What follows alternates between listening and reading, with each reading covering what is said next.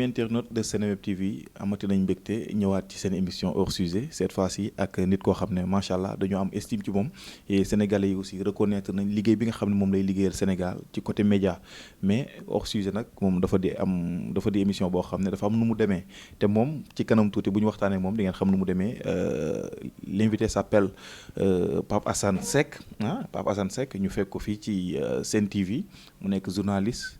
Yenn ni ci topp nag peut-être moom moo ñu koy wax après présentation bu nuyoo ba pare ñu ngi lay ziar Pape Assane. bismillahi rahmaani rahim. baax maa ngi lay nuyu ba baax yow ak kilifa yi nga àndal yëpp. di la wax dalal jàmm. macha allah Pape Assane journaliste nga ñu fekk la fii ci Sen TV mais comme que hors sujet dafa am nu mu demee dañu bëgg waxtaan ci affaire yu bëree bëri yoo xam ne jot na fi jàll parce que gisoon nañ nga nekkoon joloo li doon liggéey ak ñoom lan moo tax nga quitté foofu noonu. say wee bépp fi nga tibbee dafa sori. waaw jolloli am na ñoo xam ne xamuñu ko de. kër ga mag la woon. waxee jolloli wax xippi. foofu c'est mën naa ne foofu la tàmbalee bon disons en amont entre école de communication RTS j'étais producteur extérieur à Dakar FM. diggante boobu ak ensuite Youssou. le groupe Comme7. et Saprom fa la ñu tàmbalee daanaka. mën naa ne daal expérience mu ngi tàmbalee ak Youssou. d'abord damay wax koo xam ni daanaka mën naa ne moo ubbi les portes des médias pour man il s'appelle Michael Souma. parce que lu ne dafa am fu muy tàmbalee. c'est parti de Michael Youssou. Et puis yàlla ubbi bunt yi. jolloo lii lu tax ma quitté fa c'est ma maison toujours. foofu moom sama kër la parce que ci wóllëre ci amitié. ci voilà dem nañu ba nekk benn.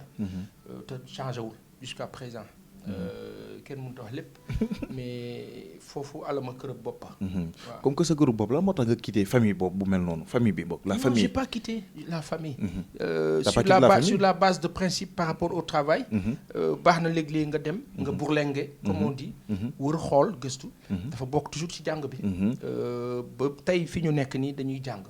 donc di gëstu di laajte di xam fii nu muy fonctionner fa ci des na muy fonctionner. jaar nañu Excaf def nañu 2STV.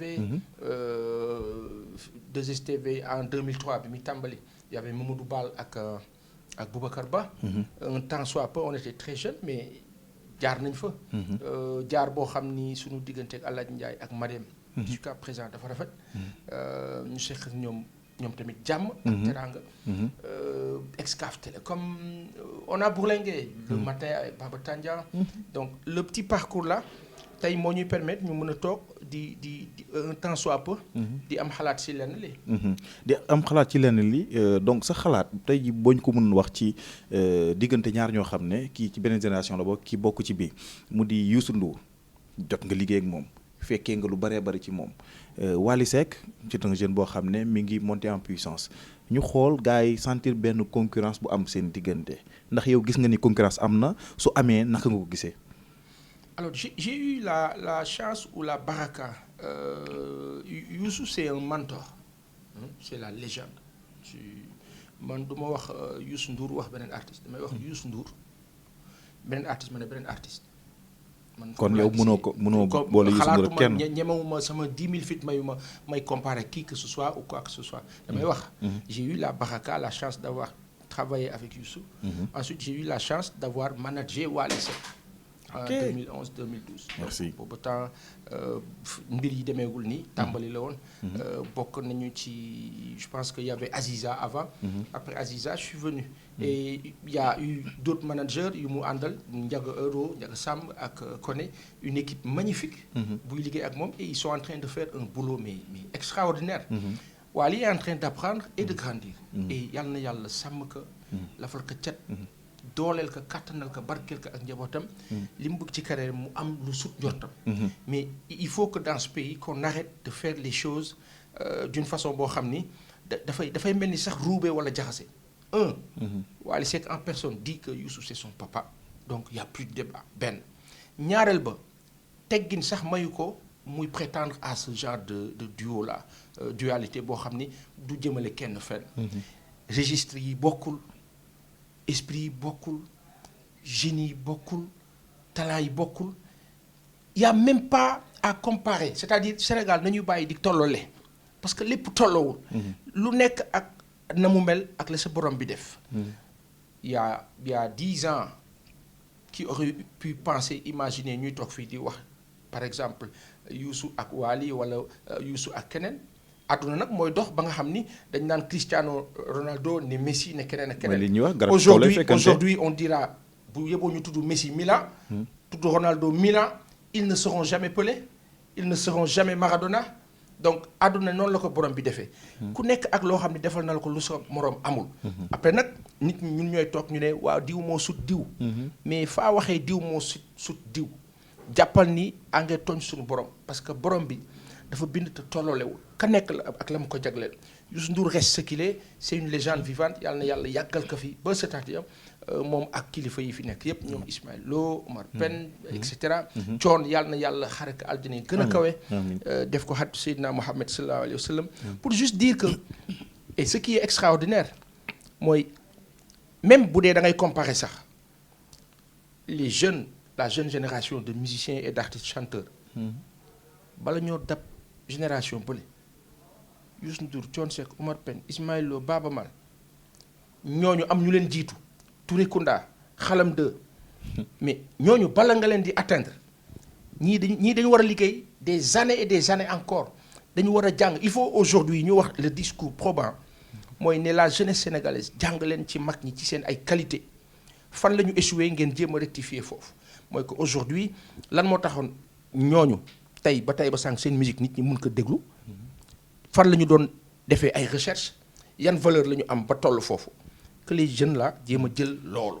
fan la ñu échoué ñu bàyyi loolu ñu fa ñu échoué dem ci beneen sens parce que c'est ça qui est important et encore que les jeunes muy Wally di keneen nañuy dem di tafu ci mag ñi di dem di toog seen kër yi di añandoog ñoom di naan ñoom attaaye ñu leen di wax secret yi parce que dafa am ay secret nag dafa am ay secret secret bi Youssou Ndour am ba réussir Dakar Arena yaakaar naa ne boo fa nekkuloon seetaan nga ko aussi tamit gis nga Wally Seck ni mu réussir biir CCS donc mën nañ comparer. mais c'est magnifique non c'est-à-dire que comparer non. c'est-à-dire que moi je refuse. et boo Wally Seck bu toogoon fii dina la ne grand bul ma comparer kenn parce que xamul tax. comparer déjà boo nee même dans le cadre du travail man gëmuma bu ma nekkee Sen TV pour man Sen TV rek am c'est comme ça que je fonctionne. bu ma nekkoon TFM tey ñëpp xam ne maa ngi TFM c'est comme ça que je fonctionne c'est-à-dire je suis là je valorise mais bu may valoriser du ma calculer ci sama ginnaaw wala sama wet wala sama kanam xam lu maa xool man fan laa bëgg a dem lan laa bëgg a def y a quelque chose qui est super génial par rapport à quelqu'un comme Wally Seck il a ses objectifs qu'il est en train d'atteindre mu ngi siy tegu nañ ko ñaanal mu dem si loolu ku ko dugal ci yow ak diw wala yow ak ñenn ñi bu tegoo foofu rek bis bu fa tegoo rek day am blocage te day am blocage boo xam ne du ko yëg donc li am solo mooy tey aujourd'hui jóg naa dama bëgg a dem Thiès ma dem Thiès lijjantiwu ma keneen kuy dem Thiès wala kuy dem fu ko jege wala fu ko yées man maay dem Thiès man la concerné j'y vais et c'est comme ça que les gens doivent travailler c'est-à-dire mu bañ a nekk compétition musique de compétition ak leneen musique c'est de l'art on se fait plaisir bala sax ngay jox nit ñi damay way parce que dama am envie way ma chantonné jékki-jékki mu jox ma idée ma projeté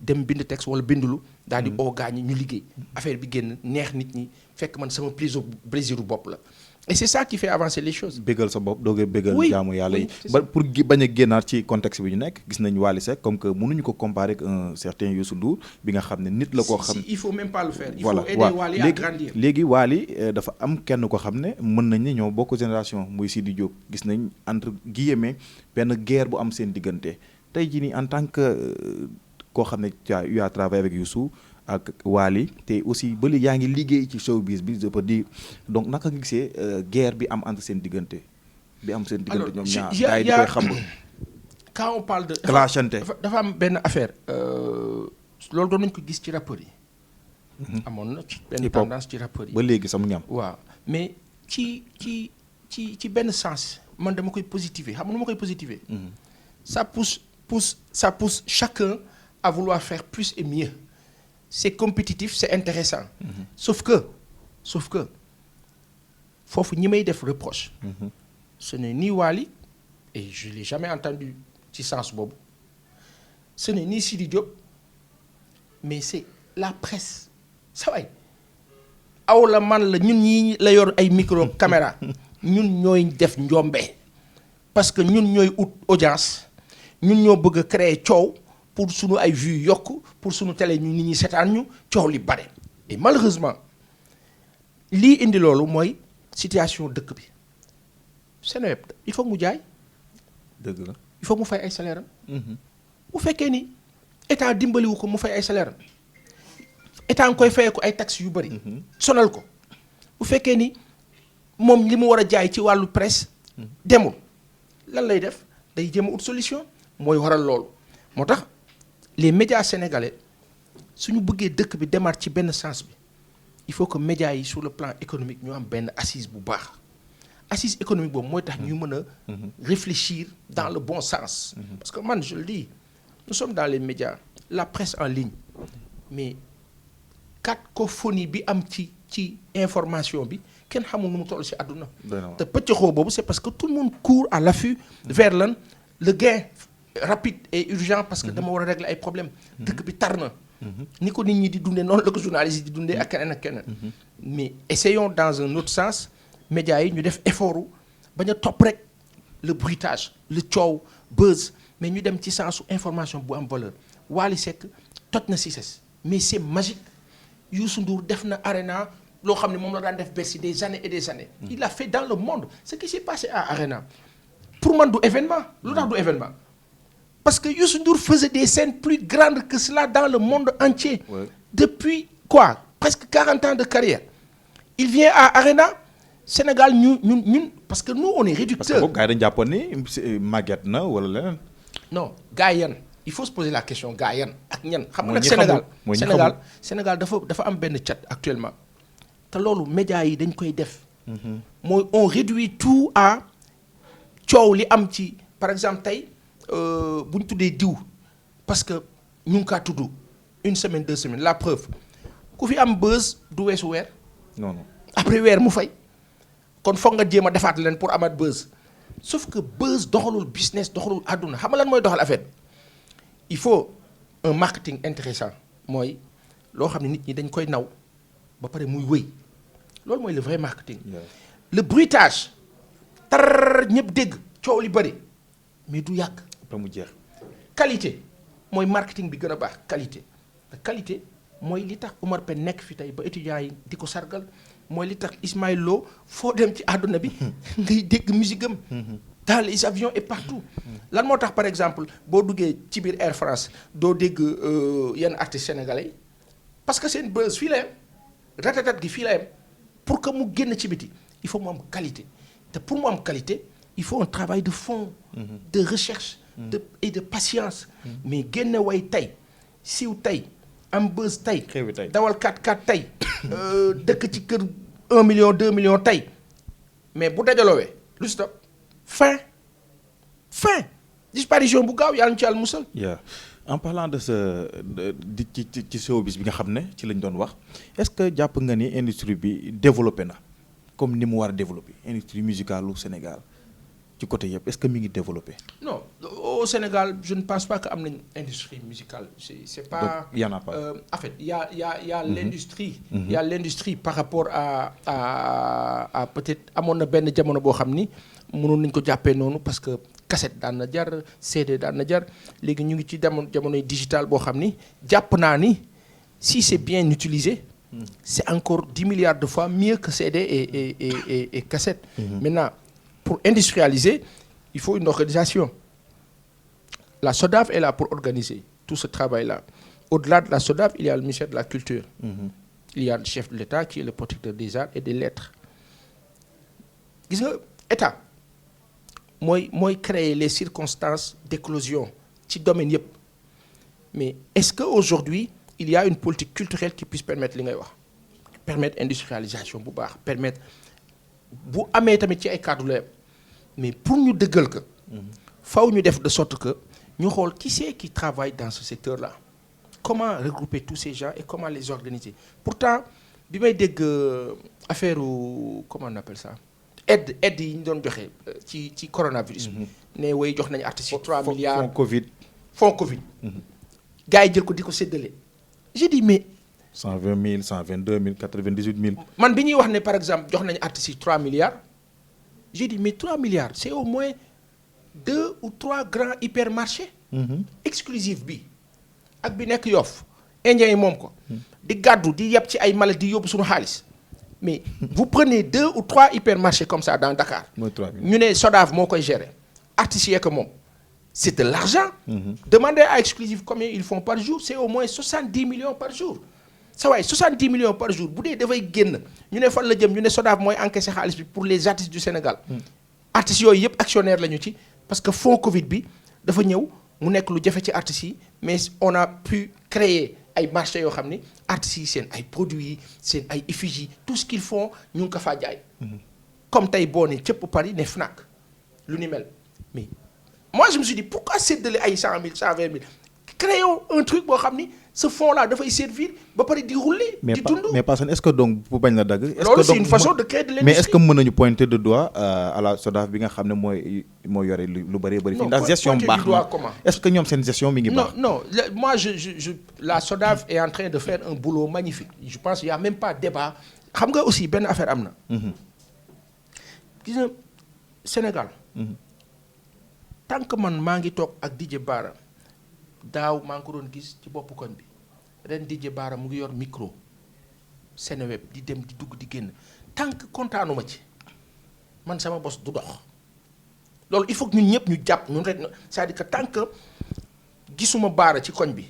ana Bara moom ci bopp boutique bi la daan toog ana mu non Bara léegi Bara amul jot tant que man kontaanuma ci loolu c'est un message très sincère bu may joxe tant que sans prétention nag tant que bégguma ci loolu. man sama mbir du dox yàlla dafa juste ba ma la yéenee lu baax kontaan ay waay Bara alhamdulilah ay waay yàlla na yokk waay Bara lii neex na Bara na nga def dañ ma mais c'est magnifique. ba pare mu dëggu bu may coupé ak Bara yàlla di ma defal xéwal bu ma ko defalee. keneen gis ma kontaan ci loolu et vice versa c'est-à-dire que dama bëgg a wax ne. ce que la SODAV a fait jusqu'ici BSDA def nañ la ñu mën. ba ñu fi nekkee def nañ la ñu mën mais bu SODAV ñëwee moderniser vous avez le bilan annuel de tous les de ce qui se passe à la SODAV. chaque année nga am bilan bi ñu wax la ne lii la ñu def nii la ñu ko defee et cetera amul woon léegi am na. dose de transparence bi yokku na et tout le monde ne peut pas être à la SODAV tout le monde ne peut pas diriger la SODAV. kenn koy jiite su paree keneen jël. et ainsi de suite donc il faut que ñu am savoir raison garder dans un sens par contre. transparence du doy. tey képp ka nga xam ne artiste nga nekk Sénégal am carte SODAV te war a sax am carte SODAV wala amagoo ko am nga droit de regard et d'appréciation daal di ne SODAV dox na ou pas. on dira pas ñiy wax doxul. que waruñu ko wax ils ont le droit de le dire. maintenant il faut juste aller vers l'information am la bonne info et puis mën a gën a apprécier. sur le plan organisationnel pour avoir une industrie musicale dans ce pays-là. il faut 2 choses c'est de la production c'est de la consommation est-ce que les gens achètent la musique au Sénégal je ne pense pas un temps oui mais loolu amatul musique boo nar a jënd sa waay yaa ngi kaa jot sa téléphone. heureusement qu'il y a tout ce qui est Wave Orange et cetera. le digital le plateformes de téléchargement les plateformes dafay servir à cela. est-ce que aujourd'hui les plateformes qui permettent par exemple à Alicia Keys de sortir un album dem Dubaï lancer ko fa lancer ko ci ay plateformes am ñu jaay ci loo xam ne la yàlla xam kenn xamul nu mu toll ci àdduna bi parce que ñooñu ils ont la culture de l'écriture de bind de récupérer ñun nous avons la culture de l'écoute et du parler donc sociétalement entre guillemets il faut revoir cette panoplie ci société bi pour que nit ñi mën a nekk ci beneen registre heureusement léegi nit ñi ñu ngi bind seen wolof bi ñu xam nga jànguñu bu ñu jàngul ñu ngi bind wolof bi ni ñu ko déggee di ko bind ne la sawaay yónnee ma loolu ma la joxoon heureusement que ñu ngi ko bind bis bu ñu demee bay bind suñu wolof bi correctement di ko bind di joxlante ay message données yi dina gën a mën évoluer te foofu la ñuy gën a mën a egg vers cette industrialisation bi nga xam ni dafay lalu ci dëkk ba am assise bu baax nit ñi am dund bu baax tal déglu musique parce que nag saa yi pecc ak way ba sa biir amul dara doo ko tal.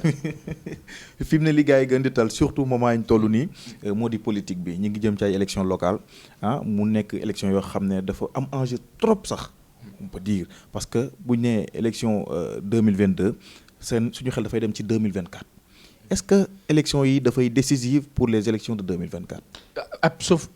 ipso facto oui absolument dafa mais romb na sax décisive élection yi am nii locales yi territoriales yi di am nii day changer lu bari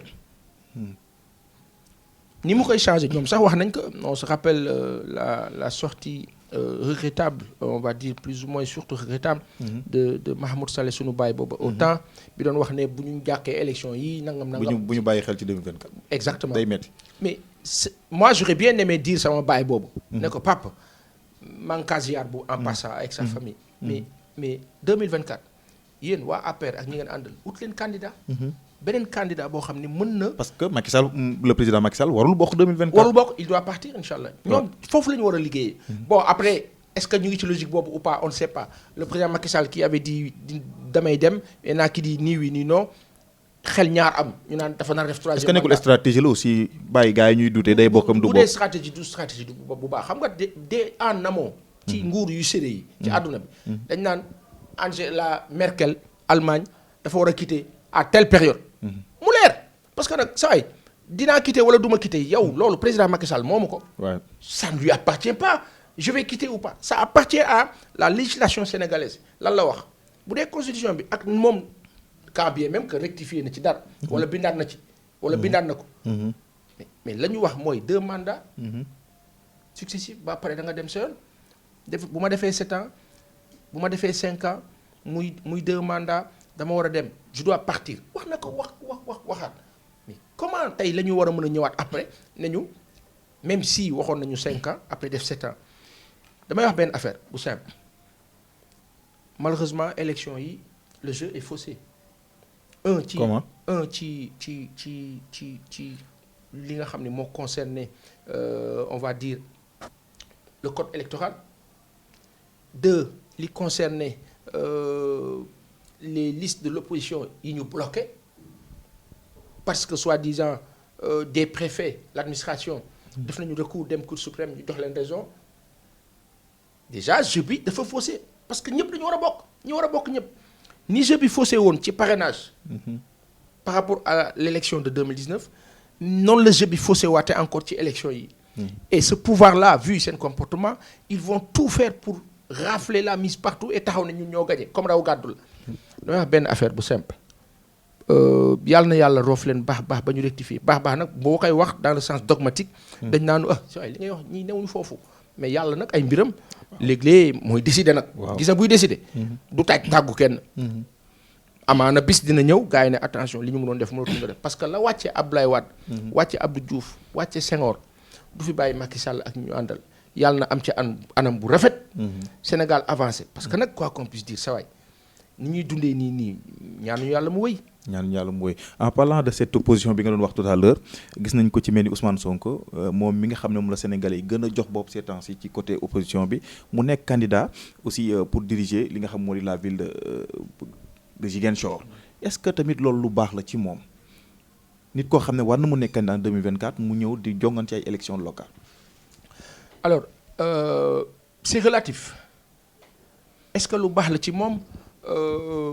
ci koo xam ni yaa nekkoon 3e ci élection 2019 bu dee da ngay def politique ñeme terrain bi wóolu sa bopp xam fi nga toll oui mën nga prétendre def ko ne je vais chercher la mairie pour changer les choses après parce que c'est à la fois de la légalité et de la légitimité c'est intéressant après quelqu'un peut me dire mais est-ce que mënuñu woon jël keneen ci waa Pastef mu porter projet bi mais est-ce que bu ko porter li Ousmane Sonko di am kooku dina kam question la sur le plan politique je pense que ça ci ñi mu concerné ñoom ñooy xool fan la seen doole toll est-ce que attan nañ ko ou pas ñu jéem ko gérer aujourd'hui il faut pas se leurrer que Ousmane Sonko gagne à Ziguinchor ou pas ça n'enlèvera à rien du tout ci prétention bi mu am par rapport à la présidence de la République du Sénégal. mais Paasan su gañewul dañ naan mais ku mënula gañe Ziguinchor naka lay gañe sunu Sénégal bi aussi tamit loolu day indiwaat ay doute.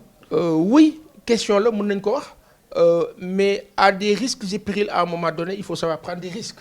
Aujourd'hui Ousmane Sonko est jeune, il a le temps de beaucoup de choses ci politique yàlla na yàlla guddal fanam.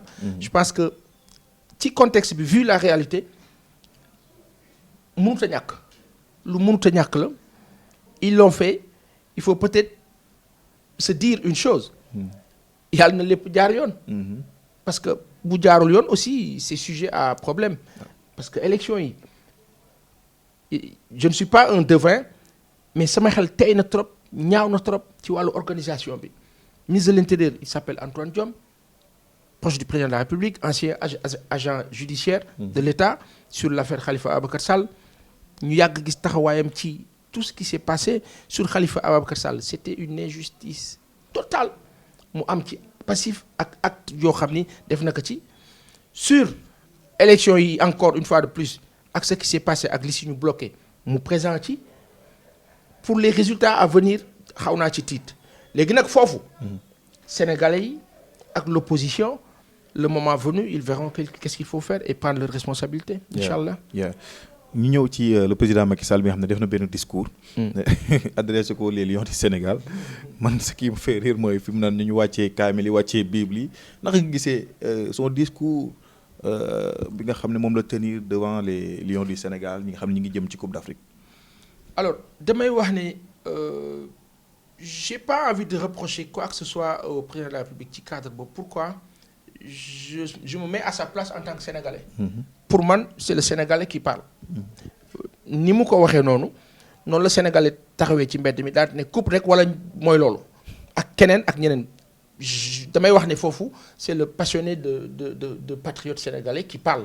mooy le cœur daal ne waaw affaire bi il faut que ñëpp jóg ñu def li ñuy def après c'est le fond loolu. Dans la forme tout le monde sait que la communication du président de la République du Sénégal Macky Sall quand même depuis le début à maintenant. Et quand bien même ñi ko wër ñëpp normalement ce sont de grands spécialistes de la communication je pense ay kilifa yoo xam ni ñun bokk nañ ci ñenn ñi ñoo ñu jàngal ci école ba donc damay jàpp ni mais après nag la réalité mooy est-ce que président bi nekk na ci environnement wu di déglu ñooñu par rapport à telle chose à faire ou dire est-ce que mu ngi leen di déglu loolu aussi question la xamuñu mais lu mu si mënti doon faille de communication bi bari na ci wàllu président de la République du Sénégal maintenant par rapport au Lion je pense c'est pas le chef. Par rapport à Aliou Cissé am nga yaakaar ci moom pour cette année vraiment Aliou Cissé. Bon moi quand je pense à Aliou damay xalaat waajuram Pa Cissé. di sunu xarit am di jàmm bu baax. sunu baay boobu. di ko ziar di ko nuyu. am na lu ñu ko waxoon ci Coupe d'Afrique bii passé maa ngi fàttaliku jour final bi am na lu ñu waxante bu lii de wala mu seetaan lii dina xam li may wax. Mon seul problème avec Aliou dama am impression que bon ku nekk ak sa nature. Sur le plan de la discipline Aliou a fait un boulot magique. ci li ñu fi jotoon am mu yokk ci mu gën a baax. Les gens sont organisés structurés il y a de la discipline c'est ordonné machallah. Maintenant mon problème c'est que j'ai cette impression qu'il n'y a pas de joie dans cette équipe mën naa juum parce que xaw ma nu ñuy dundee mais joie dëgg. dañ ko daan dund ak yeneen équipe nationale. En 2002. par exemple dund nañ ko sax ak yeneen équipe yi ci topp. nga xam ne que dañuy am benn euphorie. Amara bi muy qualifié fii 2012 nga xam ne éliminatoire yëpp dafa gagné. dem Bata Guinée équatoriale am fa un échec boo xam ne personne n'a compris bi ñu fiy jógee mais euphorie daf fi amoon. Coupe d'Afrique bi peut-être tombé na ak coronavirus tombé na ak dëkk bi ni mu mel et cetera mais à l'image du pays CAN bi par exemple dama am benn impression que. C'est froid, c'est-à-dire il y a pas de chaleur comparé à quand je regarde l'équipe camerounaise quand je regarde la Guinée ou le Mali ma xool seen ambiance ni ñuy dundee actuellement ni ñuy nekkee ambiance daf ñu jigul pas Assane est-ce que loolu moo tax ñu naan loolu non ambiance ñàkk ñu jig ou pas pour man du débat ambiance jig nañu ou pas du débat xam nga lan mooy suñu problème dañu am dafa am loo xam ni jéggi na ambiance jéggi na dañu am ay réalité am lu nga xam ni dafa téye Sénégal am lu mooñ Sénégal te nit ko nekk zone géographique ba ngay évoluer la mu àndal ci ay réalité baa ko bàyyi rek da ngay am jafe-jafe il y a des choses qu'on peut dire, d'autres qu'on ne peut pas dire. Mais tey jii nii Sénégal, le mal du Sénégal, mooy nous ne parvenons pas à être un nekk bloc àndandoo. Sur le choix et pas mal de choses am na yu ma d'accordul ak Aliou ci wàllu li muy def ni muy coacher équipe bi mais xëy na est-ce que de loolu muy coacher ni muy coacher équipe bi moo tax muy gagner parce que éliminatoire yi il rafle la mise. Ouais. On est depuis quoi Sénégal depuis 2 ans 3 ans 4 ans presque ñun ñooy équipe numéro 1 en Afrique en tout cas selon la FIFA selon la CAF. Après au-delà ñu ne ñu waa ñun lu ñu gagner ñu ne dara débat la entre gagner dara ak na nga koy gagner ak bañ a gagner dara ba pare ñu respecter la respect bi moom dafa war a am tout le temps. Sénégal respecté nañ ko. Mais aujourd'hui il faut de la technicité et de la technique. Aliou est-ce que am na technicité bi est-ce que am na technique bi sur le plan tactique comment le Sénégal joue bu ñu waxee nag ñenn ñi dañ naan mais attends yéen lan ngeen xam ci football Sénégal ka fi juddoo football nga ba dee góor. dëgg la bari na ci ñun ñi football nañu te mënoon nañ ko lool te xam nañu exactement comment jouer au foot comment s'organiser en football. mënuñu xool yeneen équipe ni ñoo footballé Belmadi il a pris l'Algérie en presque 6 ou 7 mois mu jumul ñëw gagné Coupe d'Afrique des Nations. Algérie gëj na perte match depuis avant 2019 am na lu tax nga xool yeneen équipes yi xool comment les gens fonctionnent xool Sénégal li ñu am ci potentiel te mënuñu football benn match bu nit ñi seetaan amul benn match bu nit ñi seetaan daal di am satisfaction. Ça veut dire qu'il y a un problème technico-tactique boo xam ni il faut que ñu résoudre ko. Aliou nag man grand maa ngi lay ziar bu baax bu dee a ngi ma déglu di ma seetaan. dama lay ñaan nga ubbi bunti desserrer étau bi être à l'écoute de tout le monde xam nga xel du doy. tey jii nii Aliou Cissé muy man ak sama morom ba ci jaaykatu gerte caaf Aliou doit écouter tout le monde bàyyi xel nag am na moom fu mu jëm xam na fu mu jëm. déglu rek bàyyi xel bañ a mere kenn léegi-léeg sax doo mere kenn yàlla defal la yiw. ak xéwal yàlla na yàlla defal ka ndam. ba yaatoo. bu ka jig moom ak équipe bi. ñu betteenu mbégte moom parce que on a envie de ça. mais par rapport ak poule bi ñu nekk sa xel dal na ci aussi. Bon pour la poule j'ai même pas envie de discuter cela. J'ai même pas envie toog fii naan poule. du combat quoi. Pour gagner la CAN il faut gagner 7 matchs. Aliou en a gagné plus. yàlla na yàlla dimbali ko mu gagné 7 matchs yëpp. lépp jig allahumma amiin. Pa Assane kontaan nañ yaakaar naa ne loolu moo nekkoon waxtaanu tey bi. ñu bàyyi la nga def sa tàggatoo ak sa dernier mot ak lan ngay dénk sénégalais yi ak ci période coronavirus bi nga xam ne ci la ñu denk ba léegi ak omicron bi nga xam ne muy commencé defar ay ravage. waaw coronavirus moom dama xam naa ni spécialistes yi koy ci wax bu ma si waxaatee nii encore daañu ma mere. parce que dama jàpp ni coronavirus mu ngi dund Europe ak Asie ak Amérique. mais ñun dañoo war a gëm ne yàlla daf ñoo defal sutura ñun métti yeneen ñuy dund tubaab bi dunduñu ko. ñun ñu ngay dund cancer du sein cancer du col de l'utérus cancer du foie ñu ngay dund tuberculose ñu ngay dund yooyu yëpp yàlla ñu ci yàlla musal ñu ngay dund arthrose ñu ngay dund paludisme qui fait le palud qui fait 450 000 à 500 000 morts par an ci Afrique musul intéressé nasaraan day cee wax nii rek africains yi am ay possibilités sanu maam yi daan dund 90 100 années.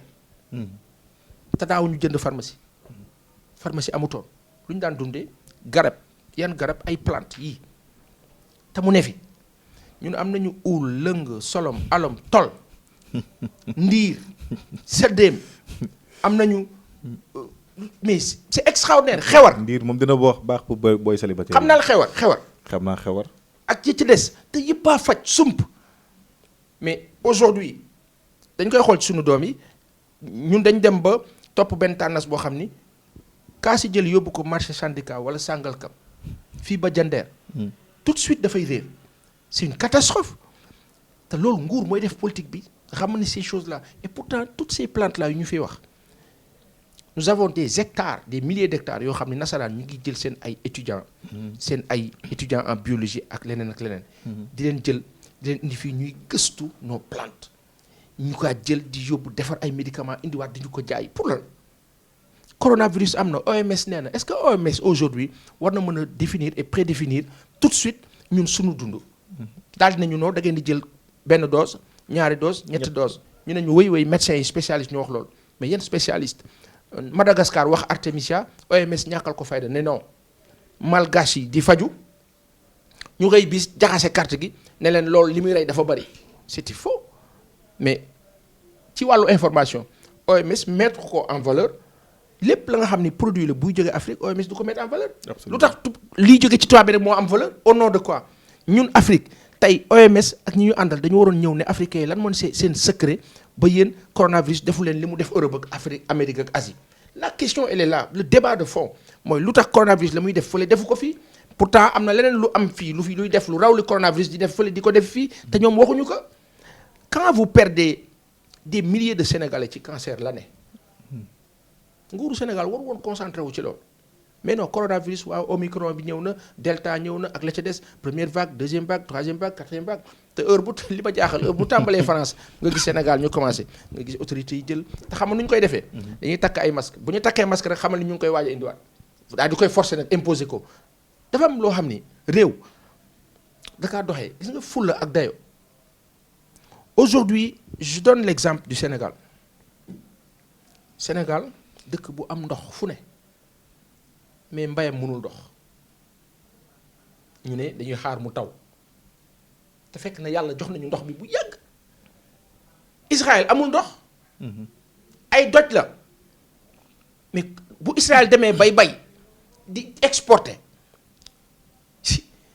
ñun ñu am des terres arables à en finir nga xam ni foo jëmbat mu sax sàgganuñu ñun waaw 60 ba tey suñu mënul lijjanti problème boobu mooy indi OMS ak keneen di ñu def loolu ak loolu sur le coronavirus grand sawaay baa jëlee dinjeer gingembre dëkk bi yëpp moom la ñu naan citron miel xorom polle jar nga tàmbali xëy suba yëy sa doomu laaj teg ci persil mu dindi odeur bi nga brosse dóor ba gàtt dox sa dox sant yàlla vitamine C ban la ñu soxla biñ ñoo jox comme ba mel na le nga jël ko naan ko mais au-delà de vitamine C am na lu ëpp vitamine C garab yi am na lu ko ëpp doole xam nga moo la ban buy pourtant buy ñoom nasaraan jël nañ ko def ko ci seen rayon yi di ko jaayee loolu ak loolu te yëpp ñu kaa jëlee fii